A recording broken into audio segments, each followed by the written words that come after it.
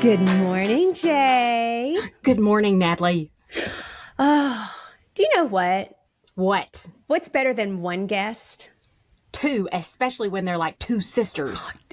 But two sisters of ours. Well, they're sisters in care. That's but right. We've got two amazing guests today as part of our Caregiving Youth Hidden in Plain Sight series. And I'm going to tell you, and I know our friends at My Care Friends are super excited to have these sisters a part of the series. And so, and these ladies are not from the U.S. I know they're from Canada, They're but from I don't Canada. know. I don't know any Canadian sayings, so I'm not going to mess up. I'm not going to say anything. Ladies, I'm going to tell you, JJ, to our British guest, she said top of the morning, and I was actually embarrassed for her. I didn't even know what she was thinking, and I was like, that's like from the I don't know, 1500s. Like, Okay, I didn't even get it. Maple syrup. How is that? Because maple syrup is Canadian. See, look at that. Aaliyah just gave us 2 thumbs up. That's Thank you, totally Aaliyah. digging it. Thank you, Aaliyah. Well, you know what? We are, as part of our series, we have 2 young people who have worked with our friends at the Young Carers program through Hospice Toronto. And we are so excited that our friend Chelsea connected us with these young ladies. And I can't wait to hear their stories. So Jay, before we get started with Aaliyah and Samiha, I want you to tell our audience about them. And then let me just tell everybody, we're going to start with Aaliyah. So you won't hear Samiha yet, and then we'll take a break. We'll get to Samiha, and then we're going to get both ladies chatty chats. So that's how the structure of this one's going to go, since we've got 2 ladies with 2 very unique stories. Jay? Exactly right. Okay, let's get started. Let's get started. First, we have Aaliyah Zaram, and she is 14 years old. Okay, guys, she is a competitive rock climber, and she likes to camp and go on canoe trips. If you're watching this video, she is actually recording outside, so I am great outdoors. Envious. She also loves her younger sister, who is 2 years younger than she is. Aaliyah has basically been a caregiver all her life. Our younger sister has autism, yet she still thrives. And Aaliyah has also shared her passion for rock climbing with that younger sister. So I'm excited to hear about that. Next, we're going to have Samiha Rahman, and Samiha is 24. She is also from Toronto. She's in that Toronto area. She loves spending time with friends and family, walks by the lake, and she likes to eat out a lot, which is something Natalie Who doesn't love food? We love food. But in 2011, she started caregiving at the age of 11 years old. Her mom was diagnosed with ALS, Lou Gehrig's disease, and her mom was given 2 to 5 years to live. At that time, Samiha's younger sister was only 3 years old. But 13 years later, her mom is still with them. And there's a lot of caregiving that's going on. Ladies, we are so happy to have you here with us today. Well, I think that we are going to start with our youngest bestie, because ladies, you're both our besties. So we are so thrilled to have you. We'll let you say something, both of you guys. We're happy to have you. Aaliyah. Hi. Exactly. And Samiha. Hi, everyone. So excited to be here. Awesome. Okay. And so we're going to start with Aaliyah. And Aaliyah, why don't you tell us a little bit? Let's have some girl talk. Okay. Why don't you tell us a little bit about your caregiving story? Because you're a young carer and you support your sister, which I love because JJ and I are sisters. That's super cool. Yeah. So my sister, you've already said this, but my sister has autism, and right now she is 13. So we have this thing where we're technically 2 years apart, but I have a late birthday. So sometimes whoa, they're only 1 year apart, and people are like, oh my gosh, are they twins? But no, we're not twins. I'm the older sister, but so she is also super energetic, super fun, very lively, and I've been basically caring for her for as long as I've been around on the planet. But yeah. So Aaliyah, do you tell me about your family structure. Your mom, I know I've met your mom and seen emails, so tell me about what your family looks like and that sort of thing. Okay. So basically, both my parents right now work from home. Okay. And I'm in grade 9. My sister's in grade 11. And so basically right now we're at different schools, but we used to be at the same school, and we live in like, not like a big village, but it's like a small little like area. It's very like family area. It's very nice. Yeah. And it's really cool because we also have a park across the street. So there's lots of fun that happens there. Yeah. And we also spend a lot of time with our cousins. So they're up here with us now. And yeah. I love that. I love that. And so let's talk about your sister, because we have our friend Aditya in the UK, and his brother is also has autism, but he has very limited verbal skills. So tell me, and so he does a lot to help with his brother. He even referred to himself as the third parent, but just because he has so many needs. So tell us about your sister's abilities and how you support her. What are the type of things that you do to support her? Cool. Yeah. So when my sister was younger, she was nonverbal. So she had a lot of like speech therapy, stuff like that. And so there'd be a lot of appointments that I would also go to. So lots of things like that when she was younger and then growing up. She also has like a lot of reactions with anxiety. So sometimes it's just like being able to tend to and you can kind of tiptoe around that with her. And a lot of times it was, right now people would say when they look at her, like just from, across the room, across wherever, they'd be like, oh, she looks like, typical. But it's sometimes it's hard because then people see like, oh, like things are different. Things are like, not, I guess, per se normal, but whatever normal is, girl. Yeah. There's not a ton of normal, but, so it's a lot of, sometimes it's a lot of knowing where to step and not to overstep. And it's also like, I also get called like, not like a third parent, but my sister will be like, are you my mom? Or because she's gotten into her teenage years now. She's 13. So she's definitely got more little attitude. So it's really funny. Sometimes she'll be like, you're not my mom. Why are you doing that? If I tell her like, hey, you have to put your dishes away or something like that. And then, So now I know you said your sister is verbal, so obviously she's got the teen verbal. Yeah, There's a time when she wasn't verbal. Do you think that you all have like a special way that you communicate a little bit different than even your mom and dad talk to her? Yeah. I mean, definitely like in looks, like if you can tell, like you can see, like, I know that look. That's like a, do you want to go do something look, or I don't want to be around you right now look, or I'm overwhelmed look, or stuff like that. There's always like the looks. And then of course, like when we were younger, definitely like in play, being like, if she would start to get more aggressive with things and you'd be like, oh, you're a little overwhelmed, like need to be less, whatever. And then sometimes it would be like, oh, she's definitely like wanting to play, have her like super great, wants to engage. And then, so it's just like being able to notice and walk around those like things that you can observe when it's just once you know very well, it's like, these are the little things that you can see that are be like, this is what it's like, that's what I need, this is how I'm feeling. And you can kind of see that in actions and in looks before even words. Yeah. It's so funny, Aaliyah, because JJ gives me looks all the time. I do. See those eyebrows? And she can either make me really mad or really happy, because she'll look at me and even if she says, Natalie, and I'm like, don't talk to me like that. She does this voice. It's a mama voice, Aaliyah. And I don't know if your sister would say you have a mama voice. And so let me ask you this.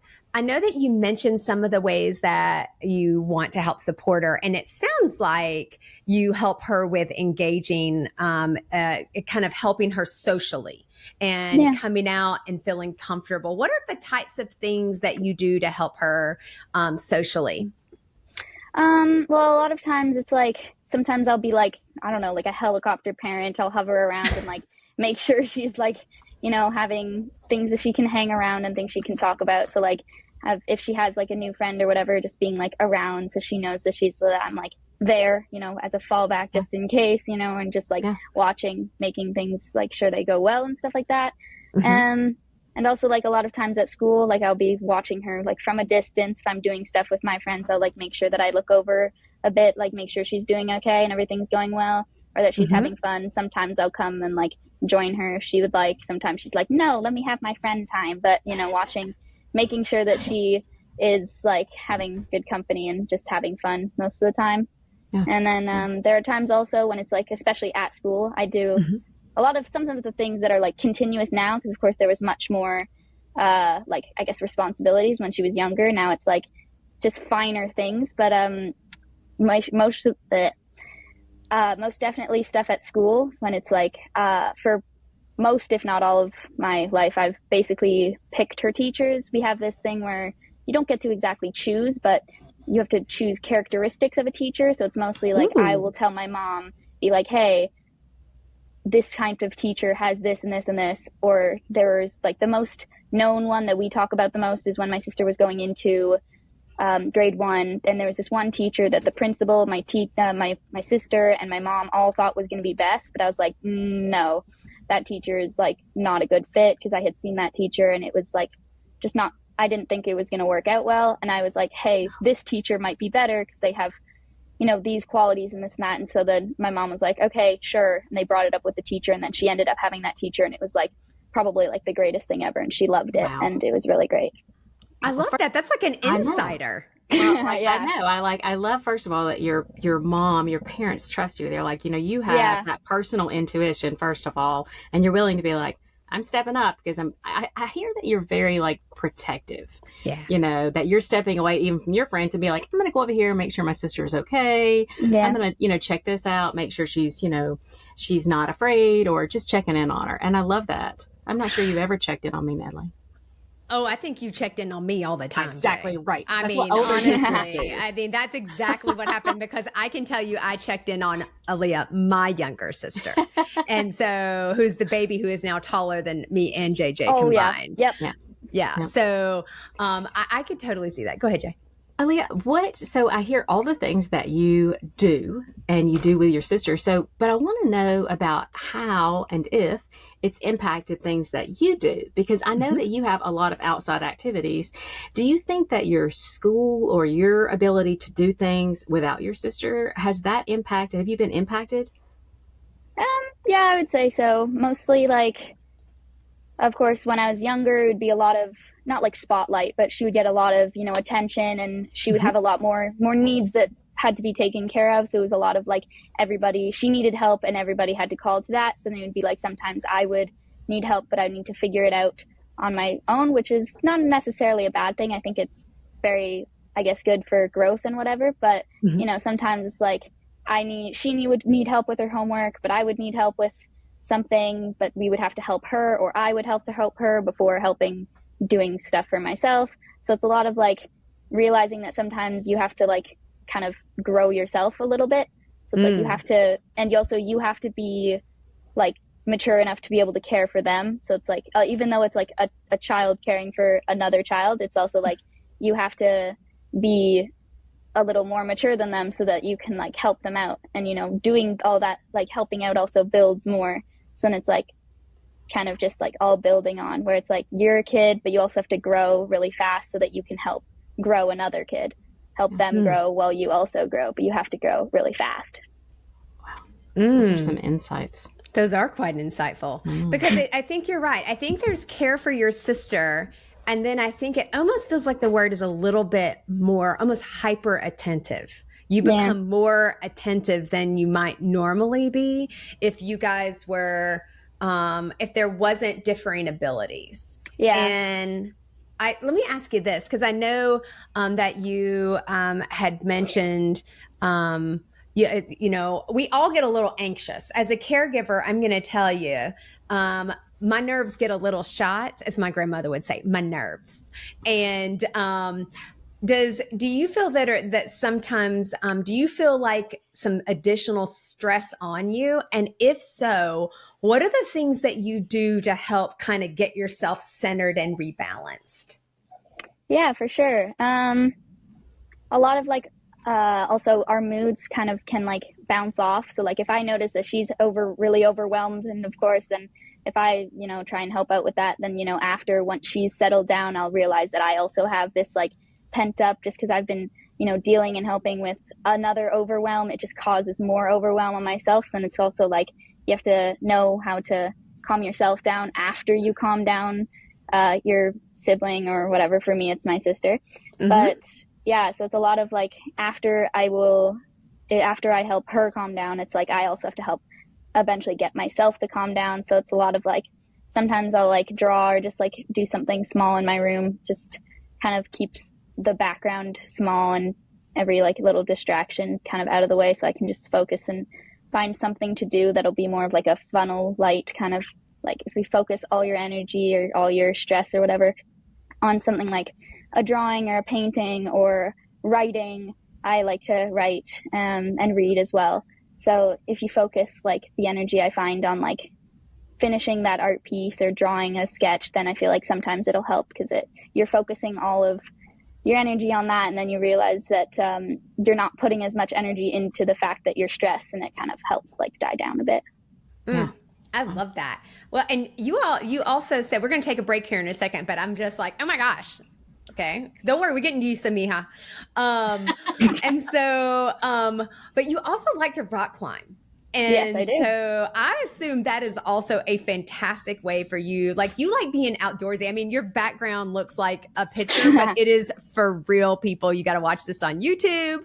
And so, like, how did you get into that? Is that something that your mom or your dad or did you find it on your own as like, hey, I'm interested in this, and it allows you for something for you? Yeah, actually, it's a little bit kind of weird, actually. But I was visiting family out in California, and they had this neighbor who is like a belayer, so like somebody who belays you as you're climbing. And so they were like, hey, do you want to like take us out to do something? And I think that was when it like really sparked. And at the time, I actually played tennis competitively, and my sister, after been through quite the sport roller coaster. But so my sister was like, I want to do some climbing, because I would have these super, super long tennis days. And during that time, my sister would be like, I want to do something. So my mom put her in classes for climbing. And then eventually, COVID came around. I couldn't do tennis. And I kind of was like, okay, I'm kind of done with it. It was causing too much like extra things, and it was super time consuming as well. So I was like, hey, I want to try rock climbing as well. And so we started in COVID, and we were in these classes. And then eventually they were like, hey, you should go do like team stuff. And so we moved, and I joined another club, and they were like, hey, you should try competing, like you should join the team. And I was like, okay, sure, like that sounds super fun. And it's been like a really cool outlet, because it's like you're putting so much energy into what you're physically doing that it's hard to like, you kind of like think of what's going on.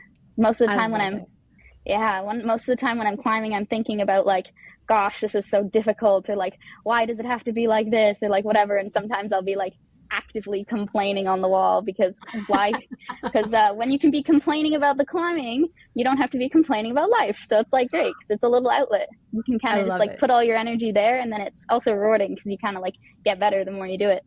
Oh, I'm taking up climbing. That's all I'm saying. I'm going to tell you right now. So I had a seat and everything. I have my own little harness and everything. And I know what you mean by belaying, because that's the person at the bottom who's basically got your ropes, making sure that you're safe. And I have a friend of mine whose daughter does climbing, and I think gotten into competitive. And I love that it's kind of like, it's you against yourself, even if you're doing a team competition, because you're beating yourself as well as working. And so I think that's a great strategy that you've got, both strategies that you can do at home, like reading, drawing, just kind of getting your focus in. And then also physical strategies that help you de-stress is what I hear you telling me, like being outdoors and doing the rock climbing, whether indoors or outdoors. So I love that. Awesome. I love it. Okay, so I can't believe this is going so fast, Jay. I know. We got to take a break. All right. We're going to be right back. In. Yeah. We'll be right back. I don't know about you, but my inbox is always cluttered with useless emails. But there's one I always open, the Confessions of a Reluctant Caregiver newsletter. You may say, Natalie, what makes yours so special? Well, I'm biased, but don't just take my word for it. Here's what our subscribers say they love. First, it comes once per month, and you can read it in under 5 minutes. Next, you'll find amazing tips and resources to use in your everyday life. And who doesn't love a recommendation? These sisters do, which is why we share sister-approved products and discount links to save you time and money. And of course, you're first to know about the upcoming month's confessions. Just like our show, you're guaranteed to relate, be inspired, leave with helpful tips and resources, and of course, laugh. Go to our website, confessionsofareluctantcaregiver.com, to sign up for our newsletter today. Hey, everybody. We are back here with our Caregiving Youth series, and we just spoke with Aaliyah. Okay, we learned about rock climbing. Now we're jumping in to part 2, and we are talking with Samiha Rahman. So Samiha, I'll give you a little refresher here, is 24, but she started caregiving at 11. So, I'm going to tell you, like, Samiha does not look 24 to me. She is like over here, like Aaliyah is like my girl who is like my outdoorsy. You take after my heart.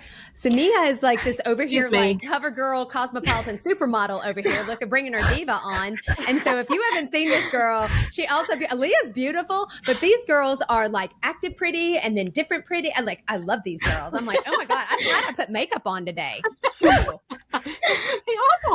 So let's talk about your family. So go ahead, give us the rundown, as Natalie says. You were born, and then skip to the, the other skip to the caregiving part, which is not that far along. So let's have it.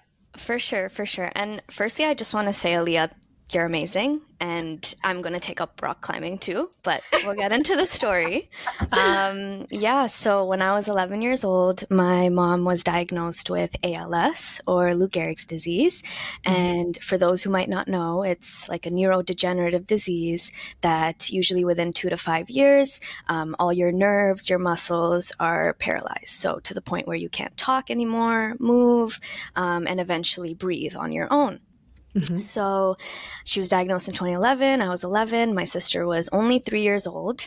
Ever since then, I have been a caregiver, and so has my sister. And it's hard to talk about all the different tasks and things because I feel like it has changed so much through each stage. For example, when she was diagnosed, she started off in a walker, and then you move to a wheelchair, and then you're on bed rest. And now she's still at home with us, as you've mentioned, but she is on a ventilator. So it was January 2021, somewhat peak COVID, when we realized she could no longer breathe on her own, no matter what we did, using cough machines, for example, since she can't sneeze, like all the mucus gets built up in your airway. That was no longer working, and we just had to call the ambulance, and she kept blinking twice for no. She didn't want to go to a hospital during COVID where she possibly could be alone, but that was kind of the only choice. So she came back home 6 months later because it took that long for us to have the proper nurses in place here at our home and the personal support workers in place who are trained. So after 6 months, she came home. She's on a ventilator. So now that breathes for her, and she has a tracheostomy. So it's kind of like a hole in your neck, and that breathes for you. So technically, as long as that breathes for her, she could live for as long as that's there. But she's much more susceptible to things like a cold or a flu or pneumonia. But she came home with like a computer where she can use her eyes to communicate. Yeah. So she uses kind of eye gaze technology where she could still talk to us. She goes on Facebook, YouTube, her emails, all with her eyes. And this was still such a big blessing because there were a few years, or like a period where we barely had any communication. It was just kind of like slurred speech. So blessing at the same time, but that's kind of where we are right now. Yeah. So that's really interesting. So do you have any other siblings, Samiha? No, so it is just my younger sister. And like when Aaliyah was talking, there's so many, although our caregiving stories are so different, I could definitely like resonate with those parallels, like being like that, sometimes that third parent, literally, because she was only 3, and just also having to grow up at the same time as your younger sibling, but you just know that you have to be kind of the grown up in these situations, even though you're not. So just one sibling. And I know that something really interesting is that your dad is now able to work from home, but there was a time frame where he also worked. So tell me a little bit about this period of time when you're caregiving, you're taking care of your sister. She's like a sandwich generation caregiver, except the youngest sandwich I've ever seen, like an 11-year-old sandwich. Yeah, but you're taking care of your mom, because I know you're helping to take care of your mom. Yeah. And you're taking care of your younger sibling. Your total sandwich. But it's a different sandwich than anyone has ever heard, and think of. Yeah, I never even really thought of it like that, like a sandwich. But he does work from home now, and that basically happened after she came home with the ventilator, because now that's 24/7 care. Like almost every 30 minutes, we need to do like suctioning of the tracheostomy. So putting the tube down and getting all that mucus out. So thankfully, he was granted from his workplace, work from home, and they'll reevaluate when time's needed. But what it was like before is he would have to leave work at like 8, 9 a.m. So he would try to help us make lunch, try to drop my sister off. But usually it was kind of my sister's lunch, and I kind of had to do my own thing because he really didn't have that time. And even I would kind of be a little picky. So I'll say that. But, and then he'd come home later in the evening. So it's a lot of that time my mom was alone, because this was also earlier in the diagnosis. So we didn't have like that 24/7 care with personal support workers. And I do say now we're very privileged and lucky to have the people we do right now, but we'll probably get into that later. But back then there were a lot more gaps. So for example, all throughout high school, it would be me after school, I'd have to come home right away. It wasn't really like hanging out with your friends at school, extracurriculars, not really time for that. So I'd come home, and then my sister, thankfully, she would be home because there'd be like an auntie on the floor with her own group of kids who would bring her back home as well. So that was nice. But then I'd have to make sure that she ate at school. She's ready to eat now. Warm her up her food, make her whatever, make sure she has a bath, make sure she's good to go, make sure she's occupied, she's doing her homework, all of that first. And then it comes to me, okay, what am I going to eat? Time to do my homework. And a lot of the time, can I fit in a nap because I'm tired? And at the same time, just listening for my mom, like keeping my door open. So, if she needs water, if she wants to eat a little something, if she needs me to help her move to the bathroom, adjusting her position, like constantly until my dad's home at around 8 p.m. And then, he would take on all the tasks as normal. So that was pretty much all of high school, I would say. And maybe even the weekends, I'm like, finally, maybe I can go to the mall with my friends, this, that. But then the weekends are the only time my dad has to do grocery shopping, to do errands outside, this, that. So who's going to be at home? It's me. So that was kind of high school for me, and like middle school. Yeah. So I do have a question, because you could have taken two paths. You could have said, I'm overwhelmed, I'm doing all this. You could have been a real problem child, Samiha. You could have, and you actually are going to med school next. I believe in the fall is when you start med school. So tell me about choosing that direction, first of all, going into the healthcare field, but also about how you kept up with grades, because you got to do pretty good to get to where you are. Tell me about the choices that you made and how you got there. Yeah, I feel like with this, there's so many layers, so I don't even know. Give us the onion. The whole thing. But yeah, because thinking about it, in high school, it was really just me, myself, and my homework, or even there could have been wrong choices made. And I think about that all the time. But one of the biggest things I would have to say is the Young Carers program. And I know you've already mentioned it earlier, and I'm not trying to give like a shout out plug. Oh, no, we're shouting out. We're shouting out fully. Yeah, we're totally plugging it. It's like finding someone or something that can see you and validate you, because I know I said I became a young carer when I was 11, but I didn't know that there was a term for a young caregiver. I didn't know that there was a program. I didn't know that there are people who will actually be like, hey, your life is harder and let me support you with that. So when I was 15 years old, they came to my house, Hospice Toronto, to do like an evaluation with my mom. And then they said, hey, you have kids. We have a camp running this summer. Like, would your daughters want to join? And when I went there for the first time in my life, I'm making these connections within like a day or two, because camp's only like a few weeks, but finding kids that even though they were caring for their siblings or different scenarios, there is a different level of empathy and compassion and understanding you're now making with these people. Because at school, sure, maybe I'll tell like my best friend or like one or two kids, and even that's just surface level because they really won't still get it no matter how lovely they are. But seeing those kids understand it, and then even like the coordinators and the volunteers and everybody seeing like, hey, you actually have great leadership skills, you actually have great empathy skills, like you could do amazing things with, like, of course, this is such an unfortunate situation, but look at these skills you have inside of you that are slowly just getting stronger and stronger. And then what can you do with it? And I think that was very inspiring. Clearly, that was very inspiring because since then, I think, you know, it gave me some sort of direction. I genuinely, like, thinking back, if I didn't have a program to kind of validate that for me, because even like, it's not like at home we were like, oh, Samiha's a young carer, thank you so much for doing all. Like in my situation, it's kind of like, this is just my role. Even in my culture, I'm like the eldest daughter, I'm going to have to take up these things.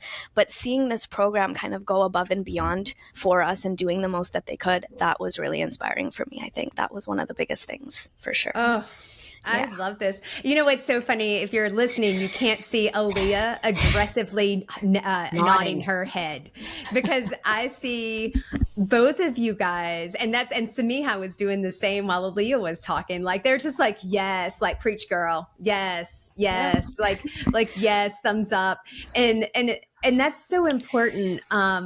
Because I'm really glad that you talked a little bit about how you found it. I'm going to take a break here, and then we're going to come back and we're going to talk with both of you, because I want to ask a little bit more and ask Aaliyah how she found into Hospice Toronto Young Carers Program, because a lot of people would be like, hospice? Aaliyah, how did that make sense? Because Samiha, I can see that, but I wonder how Aaliyah got into that. So we're going to take a break and we're going to come back and I'm going to ask Aaliyah that.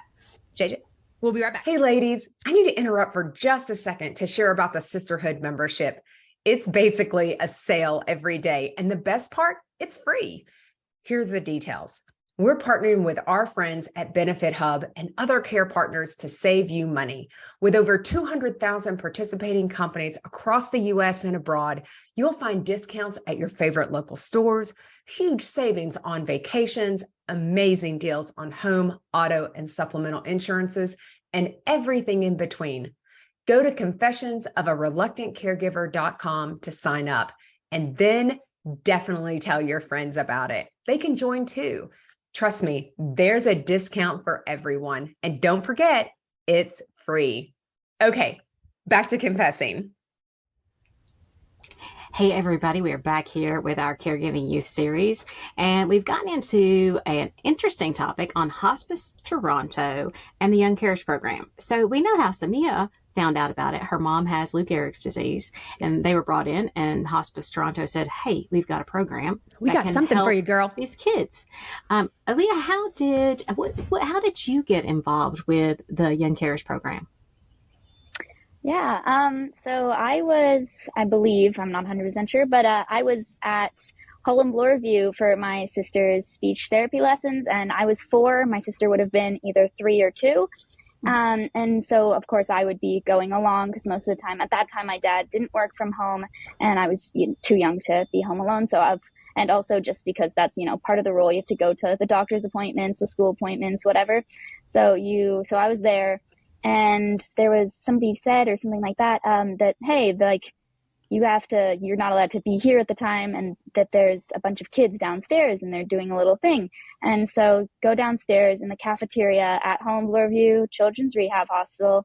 They have all these kids, and it's like, hey, you, like, do you want to, come do this thing? And so all of the kids and like the people who were there, the volunteers and the people who run them, they were like, have this group of kids, and everybody was there, of course, because their siblings would have appointments or their parents would have work there, or like, because the kids are always there and they're always having to attend these things. So they're like, hey, while you're here, like, let's go be kids and whatever. So definitely, it was like being able to be like a kid while, of course, upstairs, like your siblings having their lessons or their speech therapy or their like mobility or their appointments, whatever. And so the kids who were obviously like always there would go down, and they would have this place where they could, be normal kids, or as normal as they can get, So they would it was sort of like building a childhood while they still like could be kids, and everybody could just, be themselves. And for that small, like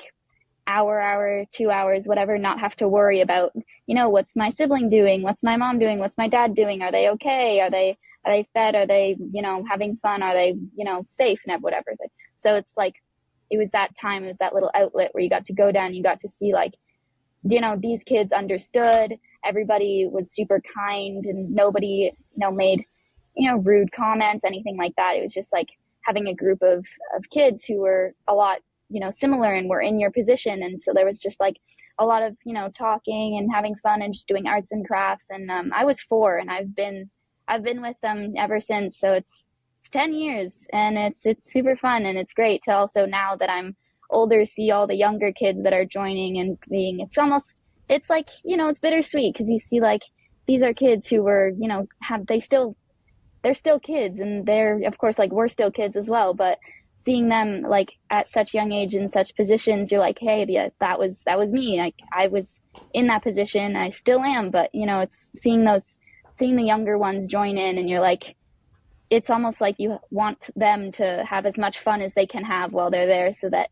to give them that outlet, as the kids who were older when I was there had done for me and had done for everyone. I remember, I'm fairly certain, one of the camps that Samiha went to, I was there, and she was one of the LITs, I'm fairly certain. And I had just like, that day even, or the few days before, I had been in like some really rough situations, and I got there, and all the LITs and all the other kids were like super happy and super fun and outgoing, and everybody was, having like great conversations, and it was just super great, because it was like having that really tough time, and then being able to go there and then just have like that outlet where everybody was just understanding and everybody was connected in some way. Yeah. So Samiha, I'm going to ask you this. You work for Hospice of Toronto. Yeah. So you stepped out and did that. I want to talk about this LIT program, this leadership program, why you chose to do that, why you believe that type of friendship of these people of the same mind and the same heart, why that you think that's so important, why if you're a young carer, why you should find people that are like you, I guess, but your peeps. Yeah. That's what Natalie and I say. Why is it so important for that? Yeah. Yeah, because, tell me about the program. So she's mentioning this LIT program, and usually within the summer, what it is, it's like 1 week, it's just the leaders in training. So we have like the young carers who are a little older, so like the teens, you would say, and they work together.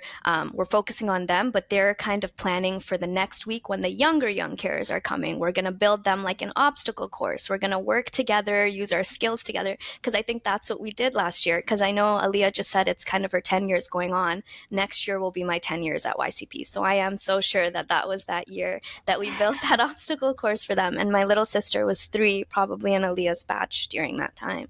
But so basically the teens will take that week, work together, plan that whole week for the younger kids, plan little workshops for them. And I think that was so important for us to kind of get together and utilize our skills, and we were doing it so independently. Although we had the volunteers and the coordinators kind of guiding us, at the same time, it was a moment for us to still talk together, work together, and use each other's insights and see that, hey, we're actually capable of doing a lot, and not just kind of our roles at home.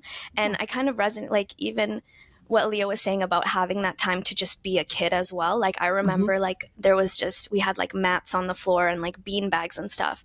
And one time we were all just so exhausted. And then the coordinator was just like, guys, let's take a nap. Why don't we just, and we we're all like, yay, yay. And we just ran to the floor, and we're just pretending we're kindergartners, but just closing our eyes and even just taking half an hour or 15 minutes to just relax. But sorry, it's just taking me back to that time, because it was so nice to just be a kid and be yourself. But then why is it so important for us to find the people who understand? It's because now when you talk about yourself, you don't really feel like there's different things. Am I being a burden here? When I'm talking to my friends who don't really get it, are these even real problems? I'm just trying to think of all these things your mind will tell you when you're not you're still young. You don't even know You know what I'm trying to say? It's kind of hard to explain it, but talking to those who have been in similar situations, like even when they're just listening and they might not even have any insight to give, even with a look, you can tell that they can resonate with you and they're going to validate your emotions. Yeah. And I think Aaliyah might want to add on to that. Yeah. Yeah, I know where you said it was like hard to elaborate, and it really is, but it's also like you go to school, you go through, everything, you see lots of people and they're like, hey, this is your sibling or whatever, this is your parent, and they're talking about like, it's always like, it's almost like a comparison sometimes, or it's like, you have to do that, why do you have to do that, or like, your sister does this, why does she does that? That's not normal, that's not typical, that's not how things are supposed to run, how things are supposed to work. Your parents are supposed to do this, you're not supposed to do that, why are you doing that, kind of thing. So it's always like feeling, it's always like that you're trying to help, but it feels like you don't know how much extra you're doing until someone like is really pointing it out and saying, hey, why are you doing that, you're not supposed to be doing that, or like, hey, you don't have to do that, or this or that. And it's always like, you just think like, that's my role, that's what I was born to do, like this is my contributing part, like this is my family and this is what I do to help. So it's always like they don't realize how much they're doing until somebody is pointing that out. And it's also like you realize when you're, of course, going to school, you go and everybody else is like, yeah, I have to babysit my brother, or sibling, or I have to do dishes or do this or do that. And then you're like, yeah, me too, and everything like that. So it's also like they'll, even if like even everybody, like no matter how much, sometimes people will like try to wrap their head around it. It's always like there's always so many like questions, and there's always so many things that are just like so hard to explain. And especially when we're that young, like when Samiha was younger, when I was younger, like having friends over, and there's like a distinct part that my family remembers, like having somebody when I came over and my sister was having a lot of anxiety, hard times with regulation, stuff like that. And it was like I had a friend over at that time because I had to be home, but my mom was like, you can bring person, but you have to be home. So, but it was like seeing that person trying to help my sister, but then a friend being like, hey, like, why is your sister such a crybaby? Or like, why is your sister acting this way? It was just a this or just a that. So like sometimes we'd be like, if she was even just brushing her hair, or if somebody would try to brush her hair, or like even touch her hair or anything like that with like scalp, or just anything that would be, like a small reaction to others can be like a very, very large reaction. So seeing that and having those people being like, hey, why is she doing that? Or what's that going on? Or why is this happening? Or whatever. And then having to not only, deal with the situation of having the overwhelmed and crying sister, but also having that friend over who's just like being like, why is she crying so much? And being like that and having to disperse that while also, doing the caring part. So it's hard to it's hard to understand. I mean, sorry, not understand, but it's hard for others to like fully grasp it, because it's like, unless you've actually gone through it and this and that, no matter how much people explain, it's really hard to grasp. And until like, of course, you've been caring or you have cared for someone else, it's always just like, you have to be put in those shoes. You have to be, doing the action for it to finally be, understood. It's kind of, yeah. Yeah, you're exactly right. I know we're getting close to our end of our time, Jay, and I know that we can do after the confession. And so I think we'll pause here in just a sec, and then we'll come back in and ask a couple more questions, if that's okay with you ladies. And but I'm going to ask you before we go, I want to ask you a quick question, and then we'll sign out and we'll come right back, because we're going to make sure this one's open. Okay. So Samiha, this is our favorite sister question. Okay. This is my favorite sister question. And then Aaliyah, you can think about it. What is your favorite guilty pleasure? What is the one thing that you love to do just for yourself? Oh my gosh, this is so bad, but do it. Do it. I know you all already know I'm a foodie. Like it's already come up, but literally having my favorite takeout food and binge watching whatever reality Netflix show that's popping at the moment that is somewhat entertaining. I'll do it with my favorite food. Yeah. Oh, that sounds great. That is perfect. Yes. Okay, wait, what is your favorite food? What's your go-to? Like if you had your choice, like you're like, it may depend on a mood, but Okay. what is your food? What's your go-to? You're like, boom, every time. Okay, so in Toronto, I don't know if they'll have it where you are, but there's something called Hakka cuisine, which is like a Chinese but Indian style. So they Yum. have like a chili chicken with like fried rice, and it's just so hearty, like soul food. But if you can find Hakka food anywhere, it's HAKKA. So good. Chili chicken, fried rice. Try it. Okay, so we're doing all the names here. Okay, Aaliyah, what is the one thing that you love to do just for you? Your favorite thing? You're like, ooh, I'm doing this. Yeah, I'm gonna also have to agree, other than, climbing, but I have to agree with Samiha. I love to, of course, like, have takeout, but also like to cook food. So for sometimes when I'm like, I need my space, I need my time, I'll like kick everyone out of the kitchen. I'll be like, this is my kitchen now, this is my terrain. And I'll just spend like, like tons of time, like 30 minutes, an hour or two, just like cooking and making something. So like yesterday I did that. I just like got in the zone and just like whipped out some like food, and it was just like so fun because you just like are like, everybody out. This is my time to cook. What did you make though? What did you make, Aaliyah? Yesterday I made a peanut sauce that I will be using today for spring rolls. Oh, I mean, she's not messing around. She is not messing around. It's not like spaghetti. I'm sitting there like, I made eggs and avocado, and I don't think I made the avocado. I'm just going to tell you, I opened it with a knife, and then I got the spoon out, and then I nailed it. So, and they're just scrambled eggs. So, definitely going to be eaten with you ladies. So I'm going to wrap us up real quick, and we're going to come back for another 10 minutes or so after the confession. But guys, thank you so much. Samiha and Aaliyah, you guys are like flipping rock stars. And thank you so much, guys, for listening in to Caregiving Youth Hidden in Plain Sight, and to our sponsors and our friends at My Care Friends for helping us to put this on. And we appreciate you. And we will see you next time when we confess again. Bye-bye.